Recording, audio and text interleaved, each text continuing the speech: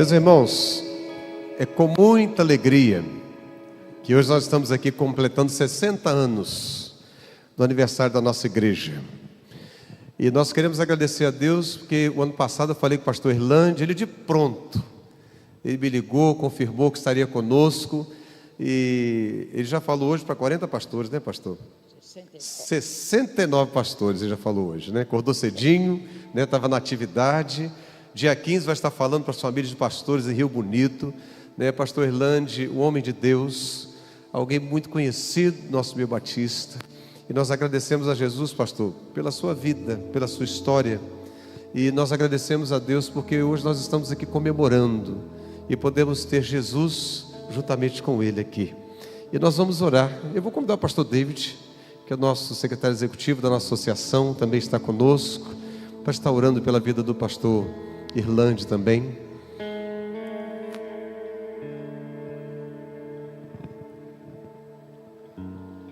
Eu falo com a igreja, pastor, que eu quero chegar aos 120, mas assim, bonitão. Isso ainda tem 30 anos pela frente ainda. Cabeça boa, né, pastor David?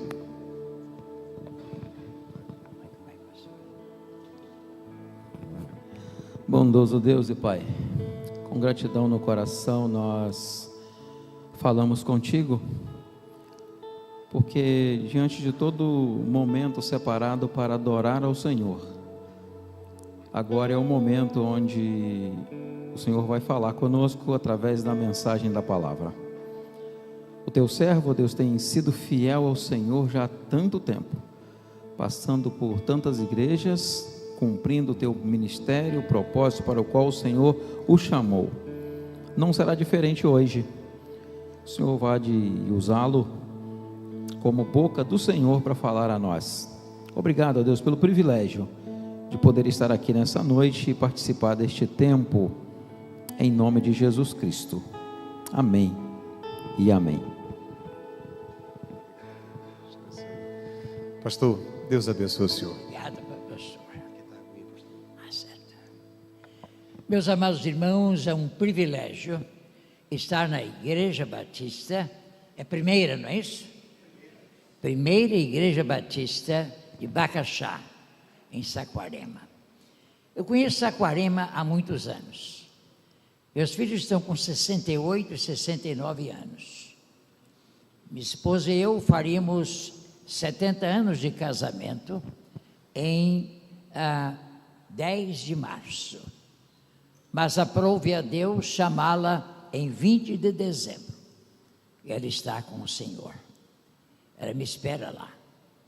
Eu dou graças a Deus pela esposa que ela foi, pela mãe que ela foi, pela avó que ela foi, pela bisavó que ela foi, pela companheira dedicada, fiel, confiável, em todos os anos de nosso convívio. Eu dou graças a Deus por conhecer esta cidade. Eu passei férias aqui, uns 15 dias de férias. Meus meninos eram pequenos. Um filho devia ter uns 9 anos, outro 11 anos. Meu filho trouxe 3 pipas, papagaios. Aqui vocês chamam pipas, não é isso? Pipas. E ele trouxe, e com alegria foi soltar as pipas na praia. Veio um outro soltador de pipa e cortou a pipa dele. Tinha cerol, não é aquela história. Ele então preparou a segunda pipa, soltou.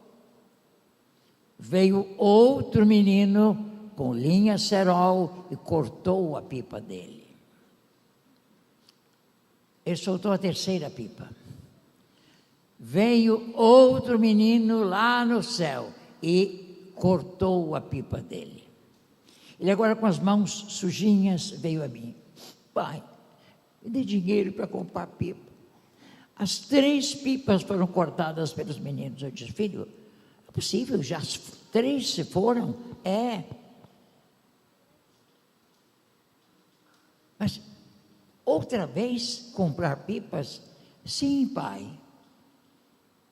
Você é meu pai, a quem eu vou pedir? Aí me enchi de brio. eu sou o pai desse menino. Peguei o dinheiro, comprei 3 pipas para ele, mas soltamos em outro lugar. Aquele lugar era perigoso, porque há muito vento na praia aqui, não é? Então, havia muita gente soltando pipa. Fomos para outro lugar, soltar a pipa sem o perigo de as pipas serem cortadas. Então, eu guardo essas coisas. Você é meu pai. A quem eu vou pedir? Nós temos um pai. Em Jesus Cristo nós temos um pai. Jesus nos ensinou a orar Pai Nosso, que está nos céus, significando que somos uma família, porque ele não disse Pai meu, mas Pai Nosso. E como é bom pertencer à família de Deus. Eu me senti muito feliz pelo convite do pastor para estar aqui nesta ocasião. Estou com a agenda muito cheia. Estou com compromissos todos os meses do ano. Só dezembro que tenho algumas datas vagas.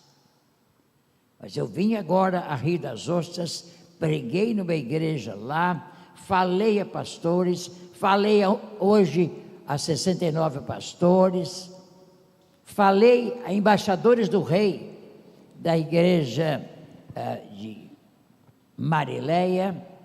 Eles quiseram uma entrevista comigo, ficamos 3 horas conversando, eles fazendo perguntas e eu respondendo. Então foi tão bom estar com aquela gente. Eu dou graças a Deus por ver a minha gente. Agora que minha esposa partiu, eu tenho tido a oportunidade de visitar o estado do Rio de Janeiro, o meu estado. Eu sou de São Fidélis, eu sou do interior de São Fidélis. Eu sou além de Barro Branco, é um lugar chamado Bom Destino, que não mais existe. Tudo aquilo virou pasto, porque no estado do Rio de Janeiro, lamentavelmente, acabaram com a lavoura em muitos lugares, os laranjais maravilhosos que havia em Rio Bonito, com plantações em outros estados, arroz, feijão e outros, e hoje a gente tem que comprar de outros estados.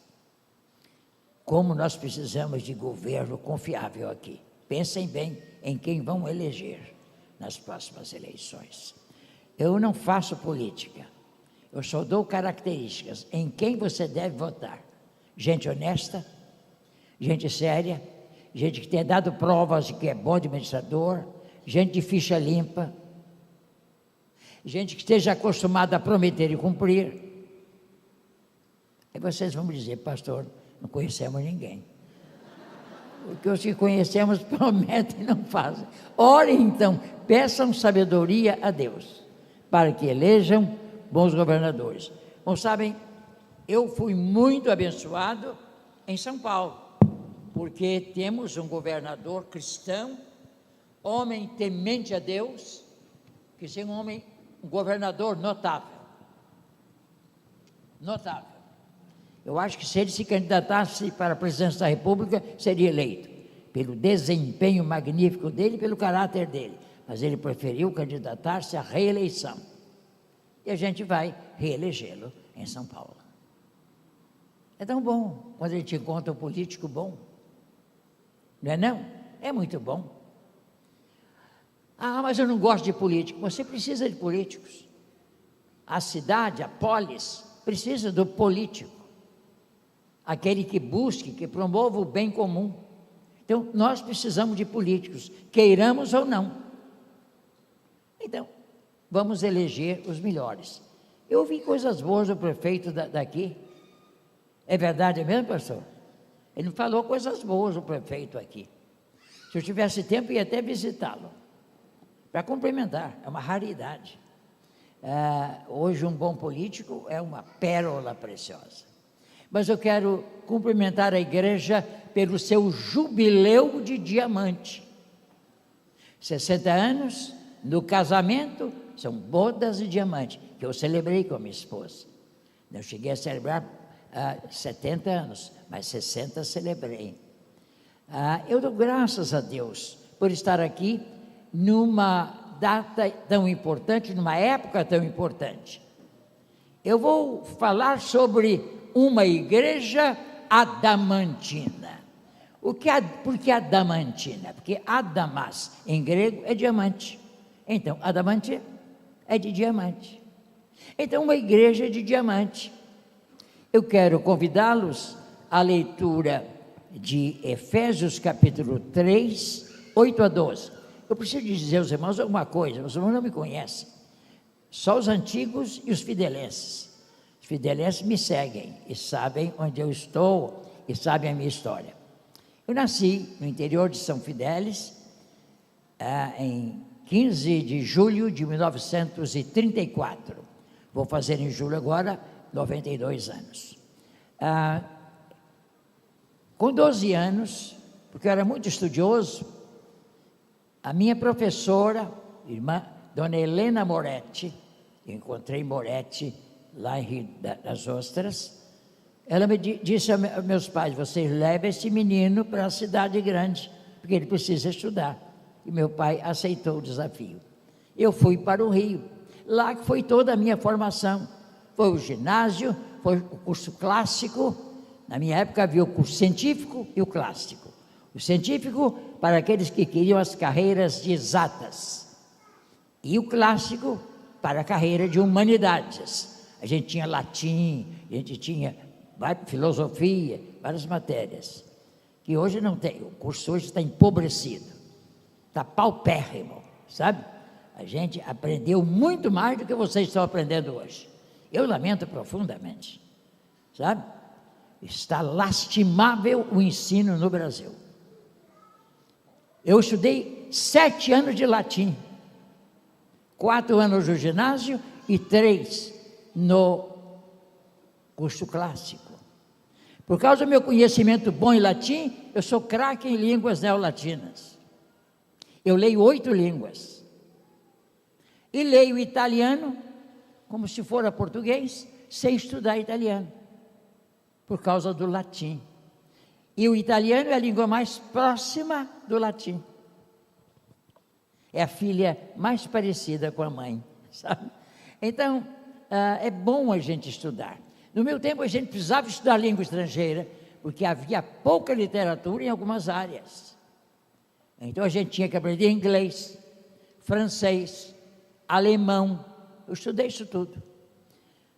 Então, o aprendizado de línguas foi uma necessidade para a minha formação em filosofia, em teologia, em administração pela EBAP, a Fundação Getúlio Vargas, mais tarde a Escola Superior de Política e Cidadania, a ESG. Então, todos os meus cursos foram ajudados pelo meu conhecimento linguístico. E hoje as línguas me valem. Eu apresento meus pedidos à IA, a inteligência artificial, na língua que quero. Eu pergunto em inglês, pergunto em francês, pergunto em italiano. E recebo e faço um prompt bem claro nessas línguas e recebo materiais notáveis. Agora, é um sujeito de 92 anos falando em inteligência artificial. Significa que eu nasci lá, mas estou aqui. Eu estou vivo em 2026. E eu dou graças a Deus. Vocês estão aplaudindo, mas é Deus que deve ser louvado. Porque Ele que me deu vida. Eu era para morrer na década de 90 do século passado. Fiz uma operação grande do coração, peito aberto. Revascularização do miocárdio, com 5 pontes. 2 de safena e 3 mamárias. Mas estou aí. Estou andando por aí. E estou servindo ao Senhor. Já servi em várias posições, presidente de convenção estadual, convenção brasileira, convenção do Rio de Janeiro, a União Batista Latino-Americana.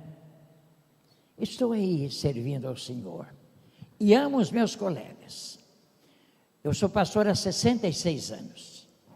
E desde 96, eu tenho dedicado a minha vida a conferências em igrejas e a mentoria de pastores. Colegas me ligam, colegas me falam, escrevi 4 livros, 2 para pastores, 1 para a sogra. Sogra é gente difícil. Então eu escrevi um livro, Arte de Ser Sogra. A senhora vai precisar, não é? Exatamente. Especialmente tem filhos, então tem noras. Como é importante, esse livro tem ajudado muita gente. Sogra que tinha tudo para não dar certo, se tornou uma benção, porque leu o livro. Agora, eu não digo que a nora deu o livro à sogra. Peça ao filhinho dela. O seu marido. Dê à sua mãe esse livro. Aí ela vai começar a ler, vai mudar completamente. Uma vez que eu faço uma coisa, pastor, que eu nunca vi nem padre nem pastor fazer. Eu dou aulas para noivos, preparando-os para o casamento. E na penúltimo encontro eu chamo as sogras. E as sogras vêm. E eu falo com elas. Eu preparo as sogras para a sogritude, se existir essa palavra. Às vezes elas me perguntam, o senhor não vai chamar os sogros? Eu digo, não. Por quê? Porque sogro é gente boa. Então, eu chamo as sogras, porque as dificuldades raramente existem com sogros. São dificuldades com sogras. E não é sogra e genro, geralmente são muito bem relacionados. É sogra e nora. Então, eu preparo a sogra para ser boa sogra. Uma vez veio uma italiana, cujo 6º filho ia casar. Todos homens. 5 já haviam casado, ela tinha uns 80 anos. Filhos casaram há 20 anos, 30 anos. E o último, o caçula, tinha 21 anos, converteu-se, tornou-se membro da primeira igreja batista de São Paulo e namorou uma moça da nossa igreja e iam casar. Então eu chamo as sogras. Veio a italiana, séria, chegou a outra. Ela chegou e disse: se eu não concordar com alguma coisa que o senhor falar, eu posso falar? Eu digo, pode. Eu comecei a falar. Eu começo com sogra de nora, com Noemi e Ruth. Quando eu estou no meio da exposição de Noemi e Ruth, ela começou a chorar muito. Quando uma pessoa chora, eu diminuo a minha voz, eu falo baixinho e aguardo que a pessoa se recomponha. Ela chorou, depois de chorar, ela voltou à condição de falar e disse: pastor, se eu tivesse ouvido isto há 40 anos, eu não teria sido tão má para as minhas noras. Mas agora eu estou aprendendo, e a minha norinha de agora vai saber o que é uma boa sogra. E as outras eu vou tratar diferente também. Então, como a palavra de Deus muda, transformai-vos pela renovação de vossa mente. Essa renovação é pela palavra. Então, sogra tem jeito. Você pensa que não tem, mas tem. A palavra de Deus dá jeito. Os que creem que a palavra de Deus dá jeito em sogra, digam amém. Amém. Pois é, vocês, alguns já têm experiência disso. Então, isso é importante. Eu tinha de contar essas coisas, pastor, para poder me conhecer. Eu tenho 2 filhos, eu tenho 7 netos e tenho 17 bisnetos. A minha bisneta, a segunda bisneta, vai casar, mora em Los Angeles, vai casar em novembro. Ela é muito amorosa. Ela veio a São Paulo, depois da morte da bisavó, só para passar uma semana com o avô, o bisavô, para passear. Eu separei a semana para ela. Fomos ao Museu do Ipiranga, fomos ao Museu do Futebol, fomos ao Templo do Futebol, que é o Allianz Parque. É o campo do Palmeiras, não é? Vocês não sabem, não é o Maracanã, não, é o Allianz Parque. Fomos ao Teatro Municipal e ouvimos a orquestra sinfônica do Teatro Municipal, regido por um maestro que é evangélico, é assembleiano, Minchuk. Um notável concerto. A minha bisneta é comigo. Ela comprou os ingressos, ela pagou, e quis estar com o bisavô. Ter uma bisneta assim dá gosto, não dá? Quem gostaria de ter uma bisneta assim, diga amém. Pois é, eu tenho. Se vocês quiserem ter inveja, tenho. O problema é seu. Mas eu tenho bisnetas assim. Ela vai casar com um americano, de origem mexicana, José.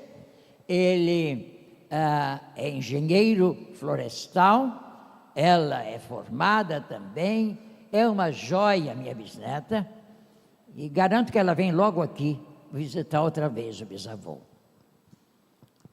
Eu dou graças a Deus por minha família. Eu sou muito feliz, mas tenho um consolo com o falecimento da minha esposa. Eu fiz tudo que foi possível por ela. Eu passeei com ela. Eu fui aos países da América, vários países da América do Sul, Estados Unidos, Canadá. Eu fui a Portugal, Espanha, França, Suíça, Alemanha. Subi os Alpes com ela, Montreux, Vevey, lugares muito frequentados. Eu fui com ela ao Egito, à Grécia. Na Grécia nós fomos a Tessalônica e lemos juntos as cartas de Paulo aos Tessalonicenses. Eu fui com ela a Israel, passeamos por Israel. Eu sou pobre, mas eu juntei um dinheirinho para essas viagens. Eu fui 11 vezes a Israel, mas eu a levei em 85. Depois eu voltei outras vezes, levando o grupo, dando aulas. Mas, gente, que bênção foi levar a minha esposa. Ela aproveitou. Levei meu pai também, já com 94 anos. Queria subir o Sinai. Eu subi 2 vezes. Queria subir a 3ª vez. Mas ele também queria subir. Eu quero dizer a você que menti. Eu comecei com uma tosse. Eu estou com uma tosse, papai. Eu vou ficar no hotel, eu não vou subir. Estou confessando a vocês a minha mentira. Mas foi uma mentira para salvar a vida do meu pai. Ele ia morrer na subida do Sinai. A gente sente uma falta de ar. O ar é rarefeito. Entende? O irmão já foi a Israel? Precisam de levar a esposa. Porque eu estou aconselhando agora os pastores a levar as esposas. E vocês, maridos, nada de ficar juntando dinheiro, juntando. Vem aí o fim do mundo, tudo vai ser queimado, casa, automóvel, coisas materiais. Então, o que nós levamos é o que investimos em gente. Gente que vai para o céu. E sua esposa vai. Trate bem a sua esposa. Cuide dela. Se ela partir antes de você, você não vai sentir remorso, tristeza, vai sentir conforto. Eu fiz tudo que a minha esposa gostava. Eu ia comprar frutas, eu escolhia as frutas que ela gostava, não perguntava o preço. Eu comprava para ela. A primeira vez que fui ao mercado, depois da morte dela, eu chorei dentro do mercado. Comprando e chorando, lembrando-me dela. Toda quarta-feira. Minha esposa foi um presente de Deus. Uma grande mulher. Grande e pequena. Mulher pequena é brava. Não sei se aqui no estado do Rio é assim. Mas ela é bravinha. Mulher alta não é tão brava, mas pequena é brava. É brava, irmão? É brava. Ele disse que é. Então, vejam. A minha esposa foi uma bênção. Eu sou um sujeito extremamente feliz. Vocês estão vendo essa aliança aqui? É do nosso casamento. Eu vou tirar um dia se eu esquecer dela. Só se eu me esquecer dela. Vocês já viram o que eu quero dizer com isso. E todo mundo vai me ver sempre de aliança. Porque ela está no meu coração, para sempre. Zelazinha. Eu vou encontrá-la em breve com minha irmã. Eu não posso chamá-la de minha esposa, é minha irmã. Mas que irmãzinha linda Deus me deu. E está no céu, uma maravilha. É muito bom. Bem, irmãos, o meu texto então, eu introduzindo, mas tive que contar um pouco da história.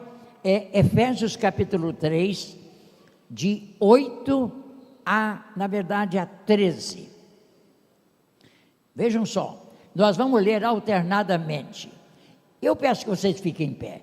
Eu tenho um trato com o pessoal da música, que eu assumo o compromisso de ficar sentado, enquanto eles e todo o povo está em pé. Enquanto eles estão em pé, vocês estão em pé. E prometo depois ficar em pé, enquanto vocês todos estão sentados. Não é um bom contrato esse? O pastor não pode ficar idoso como eu, 92 anos quase, em pé o tempo todo. Tenham paciência. Não dá. Mas vocês da música são terríveis. Não deixam a gente sossegado. Fica em pé, o auditório em pé. É em toda parte isso. Não é verdade? Nós idosos sofremos, porque as pernas não são as mesmas. O problema da velhice são as pernas, às vezes é a cabeça também. Graças a Deus eu não tenho. Não tenho cabeça não tenho cabeça, não tenho cabeça ruim. Eu tenho cabeça esperta, mas as pernas precisam. Eu faço fisioterapia 2 vezes por semana, equilíbrio e outras coisas. Tenho de me cuidar, senão eu não consigo cumprir o meu programa, viajar por aí, viajar sozinho, de avião, por toda parte. Então, gente, é bom a gente ficar em pé num momento como este, para ler a palavra de Deus. Eu leio um versículo e vocês leem o outro. A minha versão é a NAA, Nova Almeida Atualizada. É aquela ali é a ARA, Almeida Revista e Atualizada. Se puder ser na NAA, eu prefiro. Se não, vamos ler nessa mesma, aí eu leio com vocês, certo? Se não puder, eu vou ler com vocês, lendo lá naquela tela. Eu consigo ler lá. Quando eu for velho, eu vou usar óculos. Naturalmente. Então, eu vou ler o versículo 12. Aliás, 8. Eu leio o seguinte. Paulo está falando do mistério, que é a união em Cristo de judeu, de gentio, de todos. E ele recebeu esse mistério, esse evangelho integrador. A mim, o menor de todos os santos, foi dada esta graça de pregar aos gentios o evangelho das insondáveis riquezas de Cristo,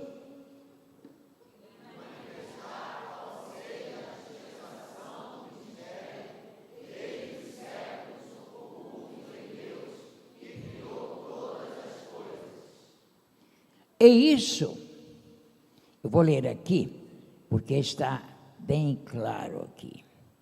E isso, versículo 10, para que agora, pela igreja de Bacaxá, pela igreja em Marileia, pelas igrejas do estado do Rio de Janeiro, pelas igrejas do mundo inteiro, seja manifesta a multiforme ou multicolorida sabedoria de Deus. Então a igreja proclama multiforme sabedoria, as várias formas da sabedoria de Deus, transformando os maiores pecadores em santos, dando esperança a quem não tinha, dando esperança a quem estava condenado a morrer. Evangelho é isso, evangelho é vida. E o Senhor nos dá vida quando cremos nele. Então, guardem estas palavras. Podem sentar-se. Portanto, eu peço que não desanimem por causa das minhas tribulações. E Paulo as teve muitas tribulações, em favor de vocês, pois isso é motivo de honra para vocês. É certamente um privilégio pregar nos 60 anos da primeira igreja batista em Bacaxá. 60 anos de história, que são exatamente, constituem o jubileu de diamante. Esta é, portanto, uma igreja de diamante, uma igreja adamantina. E é muito próprio a escola dessa pedra, que é a mais dura que já se conheceu, que é a mais dura de todas as pedras, tendo 10 pontos na escala Mohs, que mede a dureza. Portanto, o diamante, que é conhecido por sua dureza, por sua resistência, por ser excepcional condutor térmico e de eletricidade, mas importantíssimo em joalheria. Tem uma enorme ductilidade, ele pode ser partido em pedacinhos pequenos, mas só outro diamante corta o diamante, por ser a mais dura pedra. E o diamante pode ser transformado em pedrinhas minúsculas, que se chamam então brilhantes. Brilhantes são pedacinhos de diamante, trabalhados pelo ourives, lapidado em pequenas partículas. Sim, meus irmãos, vocês sabem que o brilhante é muito caro. Eu levei 3 anos visitando Israel, guardando o dinheirinho, para comprar um anel de esmeralda para minha esposa. Íamos fazer 45 anos. Então, depois de juntar o dinheirinho, passei em Netania. Netania é uma das melhores lapidadoras do mundo, fica em Israel. E eu vi lá esmeralda, eu vi diamante, brilhante. Eu então levei a medida do dedo da minha esposa e pedi: eu preciso de um anel assim, um anel de ouro cravejado de brilhante e com uma pedra de esmeralda. Pouco, né? Bem, aí chega uma irmã do grupo: pastor Leandro, desculpe perguntar, para quem este anel?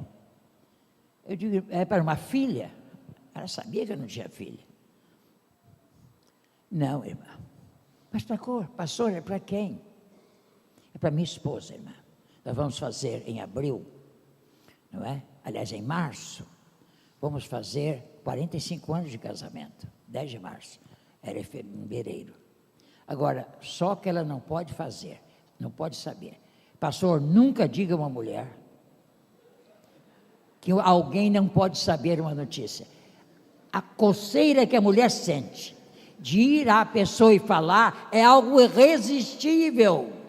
Bem, chegou o dia, veio o pastor lá de Belo Horizonte, o pastor que me casou, fez bodas de prata, e bodas de ouro, aliás, bodas de coral. Então agora as bodas de esmeralda. Ele veio, nós entramos, eu entrei com a minha nora, o filho entrou com a mãe, estávamos lá à frente, o pastor fez o compromisso de eu amar minha esposa, de mantê-la, não é, de sustentá-la, de amá-la até o fim, na pobreza, na riqueza, na enfermidade, aqueles juramentos conhecidos. Depois, eu pus a aliança, pus a mão no bolso, puxei o anel e pus. Ela espantou-se. Mas o espanto foi muito menor do que eu pensava. Bem, tudo bem. Aí as mulheres queriam ver, não a aliança, mas o anel. Pastor, irmã Zelá, deixa eu ver o anel. Ah, bonito, dona Zelá. Dona Zelá, que bonito esse anel.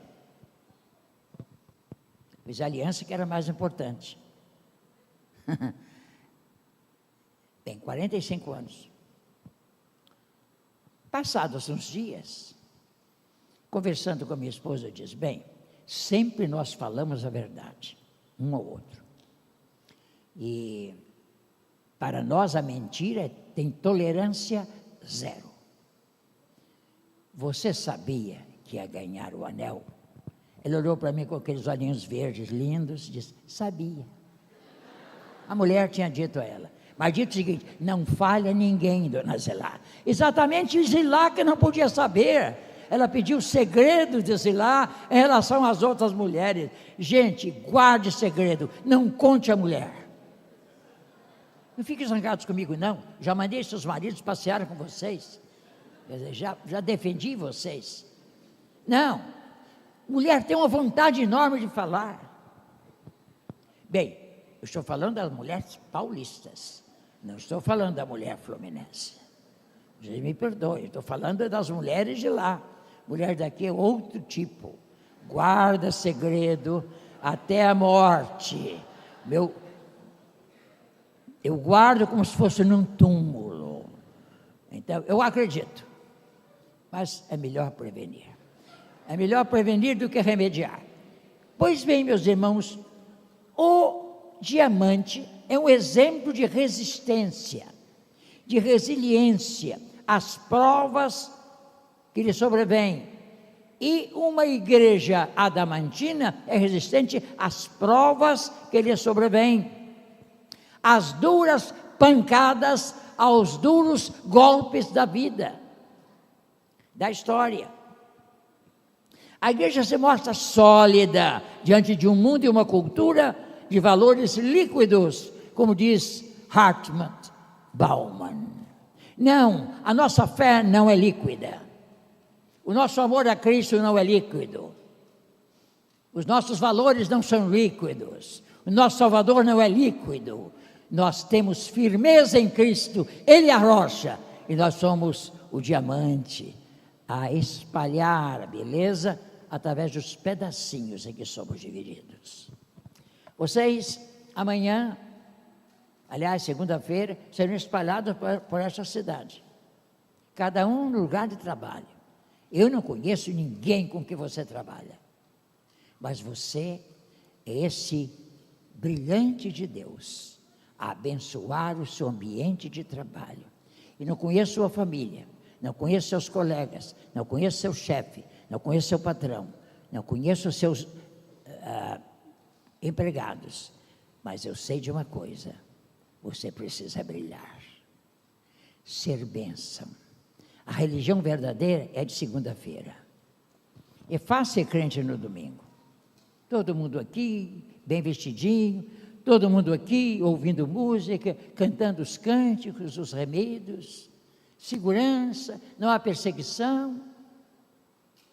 É bom demais ser crente no domingo. A coisa fica feia na segunda-feira. Quando às vezes você chega no emprego, recebe o aviso prévio de demissão. E aí você vai lutar com Deus para a obtenção de outro emprego. Mas eu garanto, se isso acontecer, você terá um emprego melhor, porque Deus é bom. E como disse o salmista: o Senhor é o meu pastor, nada me faltará. Portanto, não lhe faltará um emprego à altura de sua competência. Sim, meus irmãos, nós nos tornamos brilhantes desse grande diamante que é a igreja, a embelezar mãos, colo de tanta gente rica. Sim, essa igreja é de diamante, e seus membros, com o diamante trabalhado, constituem brilhantes a embelezar este bairro, esta cidade, este estado, este país, este mundo, revelando a multifacetada e multicolorida sabedoria de Deus, como diz o nosso texto. O que essa igreja diamantina reflete? Primeiro, a fidelidade constante de Deus. Deus faz a gente para durar para sempre. Deus nos dá uma fé descartável. Deus nos dá uma fé que resiste ao tempo. Uma fé que nos garante a eternidade. Você é salvo para sempre. Você não perde a salvação. A menos que você não tenha crido de verdade, você diz: vou deixar a igreja. Aí não era crente, era perdido, continua. Agora, se você é crente, você não perde a salvação. Salvação do crente eterno. Suicidou-se em São Paulo, ano passado, um médico, cardiologista. E na volta do enterro, ele era crente, membro de uma igreja. Na volta do enterro, uma pessoa que me levara, ele me perguntou: pastor, o suicida perde a salvação? Eu disse: se for crente em Jesus, não. Porque o suicídio é um ato de loucura. Porque o maior instinto que nós temos é o instinto de preservação da vida. Se você atenta contra a vida, é um estado anormal, de loucura. É isso. Ninguém com saúde comete suicídio. E a Bíblia diz que a porta seria tão larga que nem os loucos a errariam. Então Jesus salva. Agora, nós cometemos algo que Deus proíbe. Ele diz: não matarás a ti mesmo. Mas ninguém perde a salvação. Não creio nos que dizem que perdemos a salvação. Nós nascemos de novo, somos novas criaturas, nosso nome está no céu, estará para sempre. Louvado seja Deus. Então, essa igreja é de diamante, ela vai mostrar então a fidelidade constante de Deus. Como diz o hino: sua bondade me seguirá, a tua bondade correrá atrás de mim, correrá atrás da igreja, correrá atrás dos lares. Essa igreja deixa um legado, ou reflete e revela um legado de testemunho e serviço por meio de cada vida de seus membros, inclusive da irmã fundadora, que aqui está e orou nesta noite. Tão lúcida, como Deus é bom, dando lucidez a ela, linguagem correta, não errou nenhuma palavra, uma coisa boa demais, não é não? Isso é bom demais, que você seja um velhinho assim, uma velhinha assim, está bem? Amém? É, porque ficar um velho completamente desligado, com Alzheimer e outras moléstias, é muito triste. E Deus dê saúde mental a vocês, para que vocês tenham consciência, sabem o que são, quem são, aonde vão, não é? Tenham o máximo possível de autonomia. Quando chegar o tempo de total dependência, você se submete à realidade. Eu preciso de assistência. Eu vou para a casa de um filho, atualmente eu tenho pessoas em casa que cuidam da casa, cuidam da alimentação. As mesmas cuidadoras que cuidaram da dona Zilá, que tem idade de serem nossas bisnetas. Então, nós queremos transmitir isto. Sim, a igreja transmite uma mensagem de resiliência e de resistência. E esta igreja como legado seu, ela é portadora da palavra de vida, que é seu fundamento. Meus irmãos, não há mensagem mais importante para o mundo, e em todos os tempos, não há mensagem mais importante do que este livro. Eu preguei numa igreja em São Paulo, cuja organização ocorreu no meu ministério. Ela fez 40 anos e me convidou para ser o pregador. O lugar chama-se Jandira. Eu gosto dos nomes, sabe, da cidade. Eu sei o significado do nome daqui. Eu vou falar amanhã.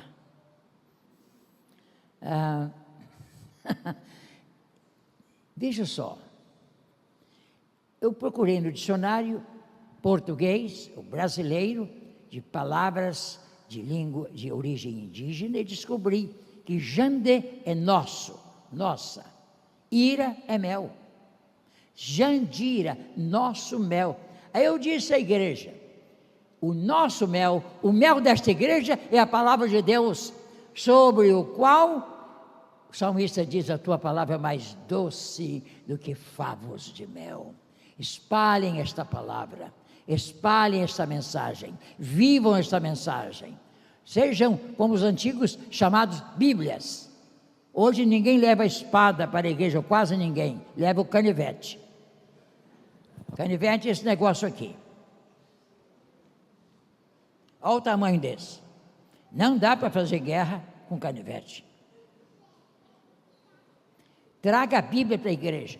Você, ao trazer a Bíblia, preferentemente de capa preta, para a igreja, você já dá testemunho enquanto anda. Aquele ali é crente, está levando a palavra de Deus. Não esconda não. Você com telefone, ninguém sabe que você é crente. Todo mundo tem. E todo mundo é escravo do telefone. Eu, quando esqueço meu telefone celular, eu fico feliz. Eu digo, Senhor, não sou escravo desse bichinho. Ele é que é meu servo. Ele me serve, eu uso a hora que eu precisar. Eu abro ele e a hora que quiser. Não quando ele der sinal de que chegou a mensagem. Não, eu não vou ser escravo. Então, eu vejo que todo mundo, quando a gente anuncia um texto, dito, abre o canivete. Eu nunca vi um canivete fazer-se guerra. Mas com espada, sim. E a Bíblia diz, Paulo aos Efésios diz que a palavra de Deus é a espada do Espírito. Então, essa palavra tem que ser comunicada. Esse é um elemento importante de nossa fé. Sim, ela é portadora da palavra da vida, que é seu fundamento. Ela é coluna e sustentação da verdade. Ela exibe a verdade e sustenta a verdade. Dependência de Deus e de sua bênção que enriquece. Meus irmãos, nós estamos muito presos a coisas. Todos nós temos coisas demais em casa. Você tem roupa demais, sapato demais. Você tem muita coisa desnecessária em casa. Nós cultivamos juntar coisas. As mulheres americanas têm um hábito muito interessante. Elas decidiram o seguinte: um vestido que estiver no guarda-roupas e não for usado durante um ano, não será usado mais. Ela passa adiante. Manda para o bazar, manda para uma amiga, preferentemente de longe, que alguém, ela vestindo, vai dizer, você está usando o vestido da irmã fulana? É um negócio sério, é melhor a gente mandar para longe. Mas, olha, não fique juntando coisas. Nós somos acumuladores. E tudo isso vai ficar aqui. Nós vamos ser levados à presença de Deus sem nada. Diz John Stott que a vida humana é o intervalo entre dois momentos de nudez. Nudez quando nascemos e nudez quando morremos. Então, para que juntar tanta coisa? Tenhamos um estilo de vida simples. Simples. Isto vai tocar na vida dos outros mais do que uma vida ostensiva. Com a quantidade de coisas que você tem, que a vida de qualquer não consiste na quantidade de coisas ou de riquezas que possui. Então, é muito importante reconhecer isto. Então, que a igreja adamantina deve fazer nos anos vindouros até a volta de Jesus? Preparar e mentorear as novas gerações, a começar com as crianças, para viver e testemunhar do amor de Deus em Cristo. Eu estive numa igreja que completou 50 anos, filha também da minha igreja em São Paulo, quando eu era pastor. E uma coisa que eu nunca vi em lugar nenhum, a igreja de hoje assinou uma carta para a futura geração daqui a 50 anos. Entregou essa carta a 2 embaixadores do rei, adolescentes. Vocês vão entregar esta carta à futura geração. As expectativas da igreja hoje em relação à igreja do futuro. Meus irmãos, nós passamos um legado. Não é uma herança, é um legado, é algo indestrutível, algo inteiro, que não exige divisão, inventário. Quando você tem uma herança, você tem que dividir entre os filhos, e é sempre o mais esperto que fica com a maior parte. Ou não é assim? Na minha terra era. Aí minha terra são fidelis. Tive um tio que foi prejudicado. Minha mãe foi prejudicada. Recebeu o menor pedacinho. Mas papai cultivou tudo. Papai trabalhava de sol a sol. Nossa roça produzia. Era feijão, era arroz, era milho, café na serra. Toda a propriedade de meu pai era cultivada. Que coisa boa. Mas hoje não, a gente põe boi lá para cuidar. Não é possível. E nem pude identificar a minha terra, porque as casas foram demolidas e só tem lugar pastos. Isto me entristece como fluminense. Isto me entristece como fidelense. Isso me entristece como brasileiro. Porque é uma terra fértil, úbere, a nossa terra. Aqui plantando tudo dá, como diz Caminha na sua carta. Então, temos que cultivar essas terras, mas não, temos gado. Ninguém quer trabalhar, quer ter gado. Garanto que algum fazendeiro aqui, que tem propriedade lá, estou quase pedindo que fique em pé. Eu vou fazer um desafio a esse fazendeiro a cultivar a terra. Meus irmãos, como nós precisamos de fazer aquilo que Deus disse a Adão. Ele pôs Adão no jardim para lavrar, isto é, cultivar e guardar, o aspecto ecológico. Então, meus irmãos, vamos fazer isso. Vamos transmitir isto à geração do futuro. É preciso lembrar-se, antes de tudo, que a igreja deve amar a Jesus sobre todos os amores. Infelizmente, como já acentuei, Éfeso caiu no pecado de esquecer Jesus e a paixão por Ele. Hoje a gente faz as coisas automaticamente, não movido pelo amor. Está focada a igreja primeiro em sua própria comunidade. A igreja tem que ser relevante aqui em Bacaxá. Neste local, não conheço ninguém, nenhum de seus parentes ou vizinhos. E assim, a responsabilidade de alcançá-los é de vocês, de cada um de vocês.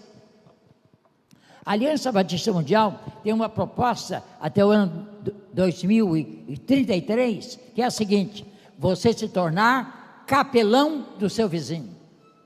Você dizer ao seu vizinho: eu quero orar por você todo dia. Você aceita? Se você aceita, você passa, escreve o nome dele e ora todos os dias. Quando adoecer alguém da família, você vai lá. Você será o capelão daquela família. Faça isso em Bacaxá. Isso vai abençoar muitas vidas. Às vezes nós vivemos e não alcançamos nossa vizinhança. E vizinho é coisa muito importante. Quando Jesus disse: amarás teu próximo, próximo aí é vizinho. A palavra grega é vizinho.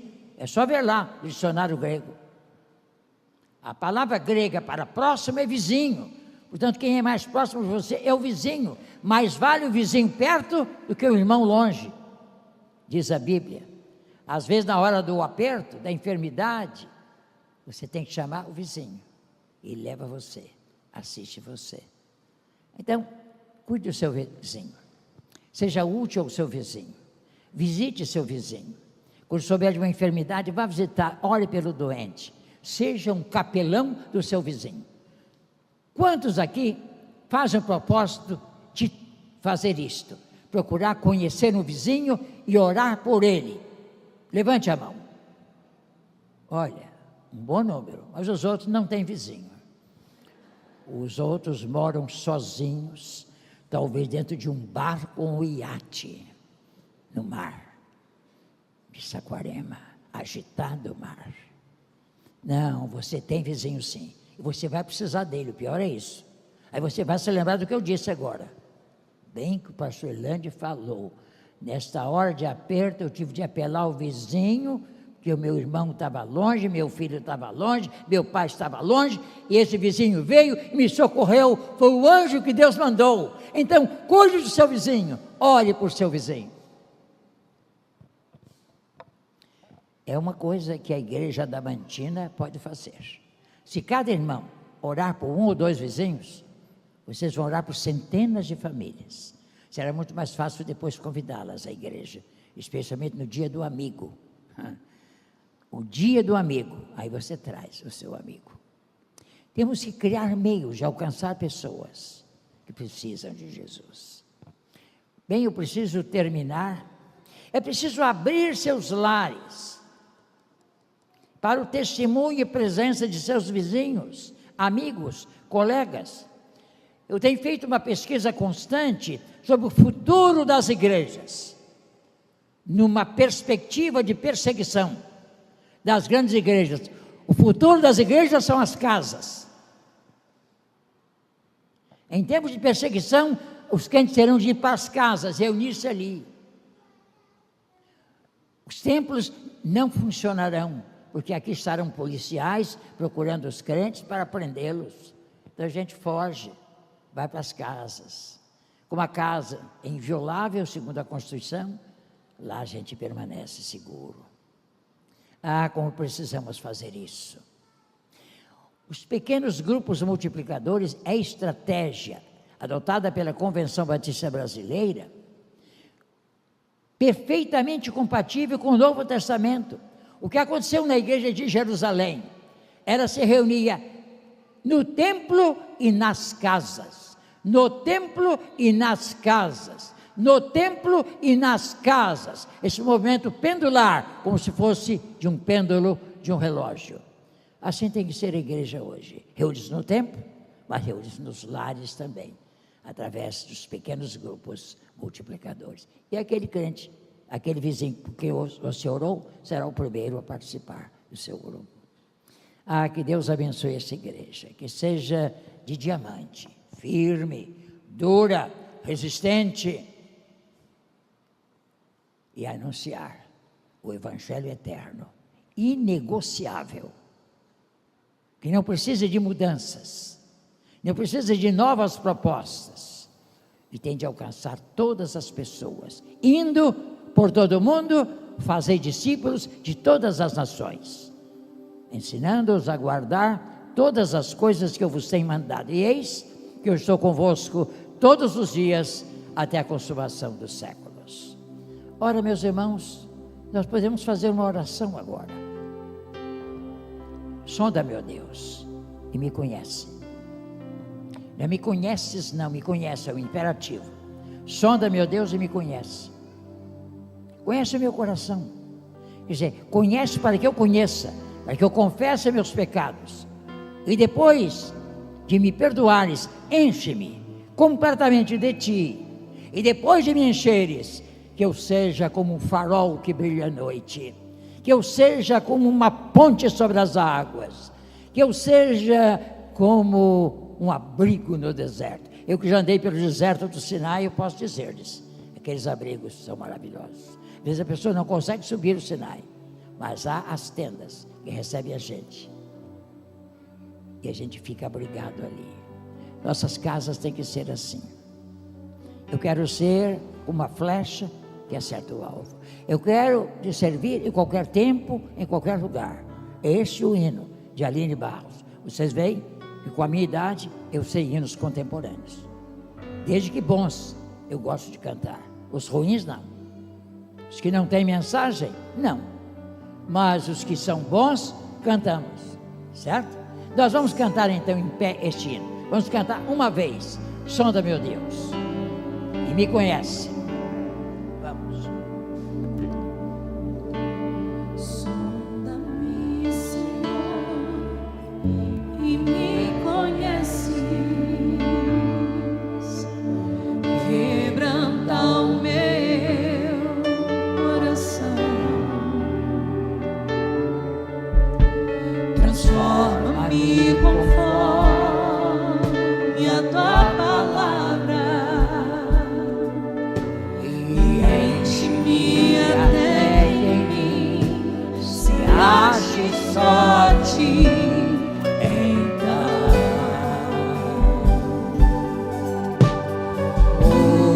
Usa-me, Senhor, usa-me como um farol que brilha à noite, como sobre as águas, como abrigo do deserto, como flecha que acerta o alvo. Eu quero ser usado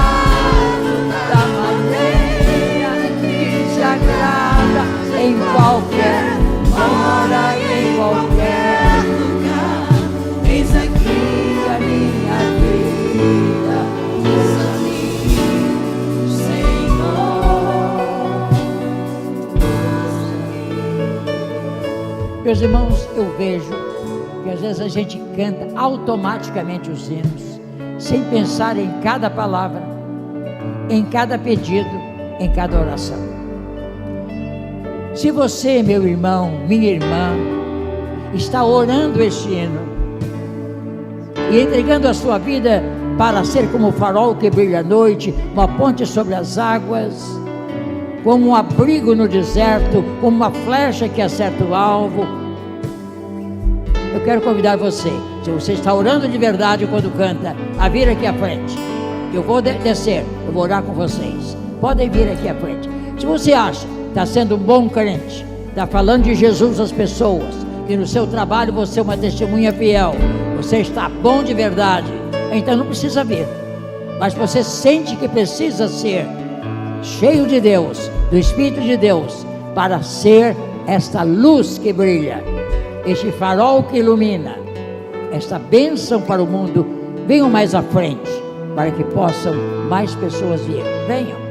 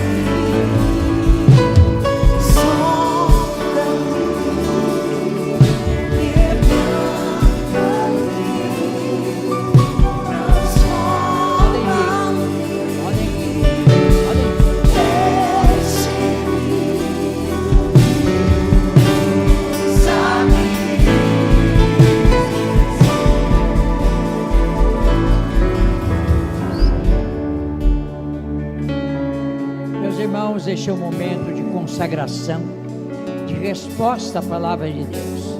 Nós estamos acostumados a ouvir, mas não agimos. Somos bons ouvintes, mas ouvintes esquecidos, como aqueles a que se refere Tiago. Nós somos chamados para a ação, para o testemunho, para a vida cristã. Eu acho que vocês que não vieram estão sendo uma bênção. Estão testemunhando de Jesus para os seus vizinhos, para os seus parentes, para os seus colegas de trabalho, para os seus chefes. Eu estou querendo que seja. Se não for assim, irmão, venha também, fazendo este propósito. Eu quero te servir, eu quero ser um farol que brilha à noite, mas primeiro quero ser cheio de ti. Nós vamos orar. Eu quero convidar o pastor da nossa igreja para orar nesse instante. Ele que conhece vocês há tantos anos, ele vai orar. Senhor, muito obrigado pela tua palavra lida, aplicada aos nossos corações. E queremos, Senhor, como farol que brilha à noite, Queremos, Senhor Deus, como ponte sobre as águas, como instrumentos do Senhor, sermos usados, Senhor, para que esta cidade te conheça, a Ti como único e suficiente Senhor e Salvador da sua vida. Que as nossas vidas reflitam Jesus.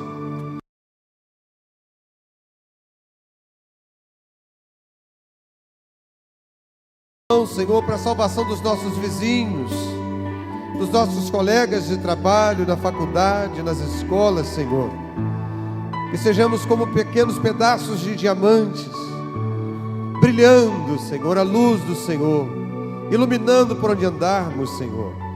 Obrigado pela instrumentalidade do Teu Filho, Senhor.